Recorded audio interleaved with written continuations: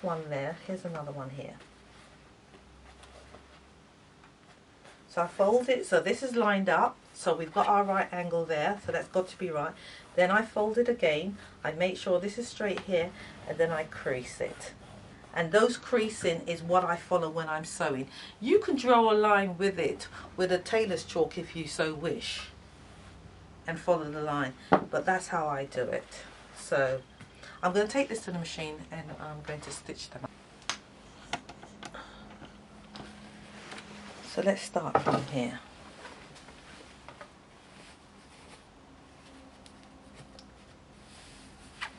So now I've put pin to pins, and I'm folding it again, remember?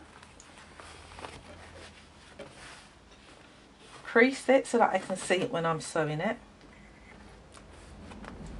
And for safety, I remove the pins and I can see the line which I'm going to go down. And believe me, you need to fasten this well, because when those pins go, and I stop where the buckram is. Right? So that's one done. That's a goblet. Alright, so let's do another one. Let me see now. I've got 1, 2, 3, 4, 5. 5 5s are 25. So this means that this is 25, 3 inch taller than my stick. I've got nothing to worry about. My wood.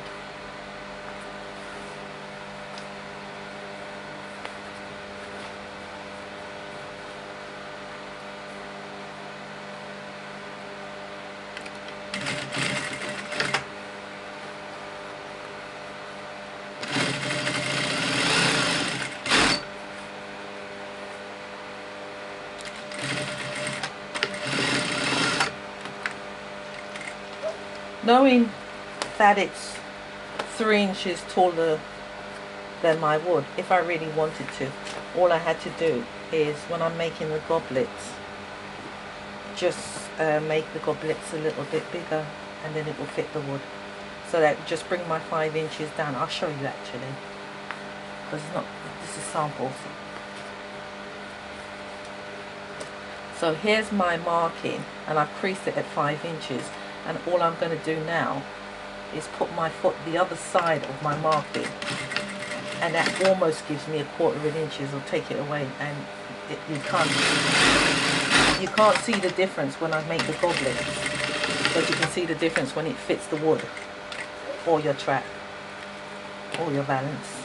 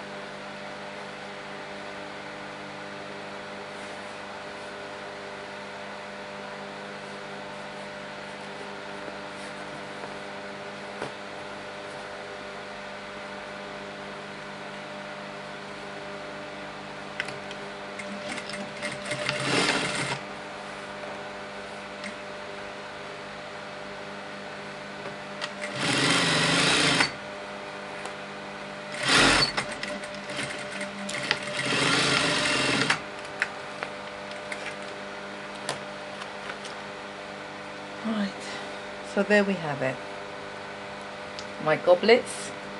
So now at this stage, what I'm going to do is, before I go back to my table, I'm going to just give it a bit of a pleat here and a pleat here to close it up to make that effect goblet. You can see. So I'm grabbing all of that. I push the fabric from the center in, and I've grabbed a little bit of the fabric there. And I'm just going to top stitch that bit, and that will completes my goblet.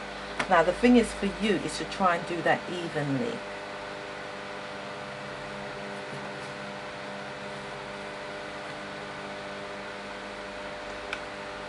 Just a little darn, that'll do.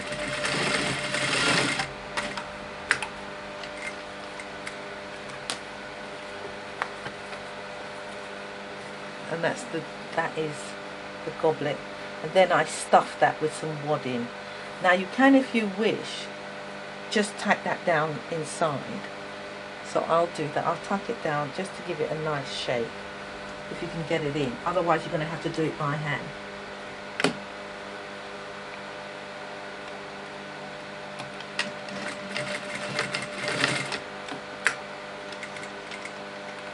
And me, if I can do everything by machine, I much prefer it because my hand's killing me.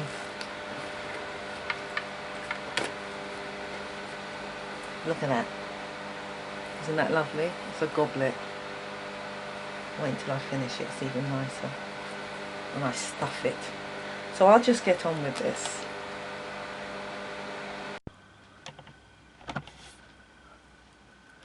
Right, now my goblets are done, you can see it's taken shape. There's my curtain stroke valance. So it's done. Now we're going to stuff them. Just tidy it up a bit. And if you can imagine, we put buttons in front of these, they look nice. Cover buttons. It kind of finishes it off. Alright, so I won't waste time tidying this up now. You get the point. So now, I've got my wadding here, which I've pre-cut, and I've got the circle here to go inside at the top, and then we just glue this. So what we do now is we just stuff each one of these with some wadding, so it gives it a nice body.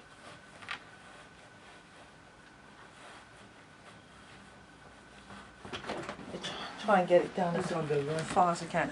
Goes ready.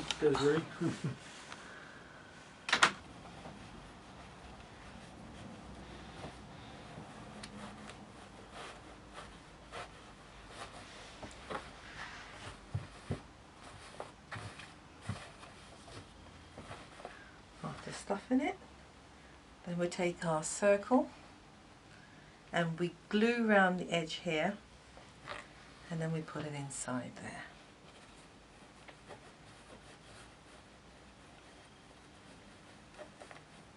I will glue it later. All-purpose glues are good enough.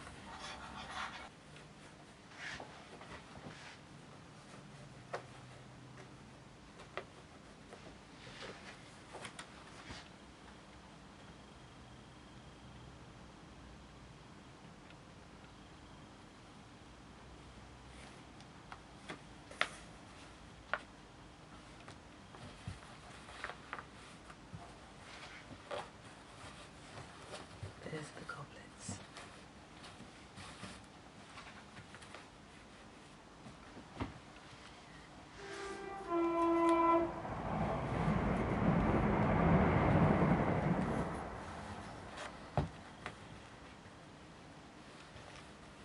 How's that for a perfect fit?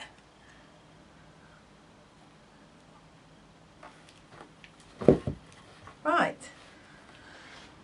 All I've got to do now is put some Velcro, and that's going to be the painful stuff, is that sewing the Velcro by hand on this. Ugh, I can't stand it, but anyway, it has to be done. Or, to tell you the truth, it's going in the showroom, all I need to do is just staple it there and that's it, and that'll do it. Staple, staple, staple. And nobody's going to see that. I think that's what I'll do. Well, thank you for watching my show. Um,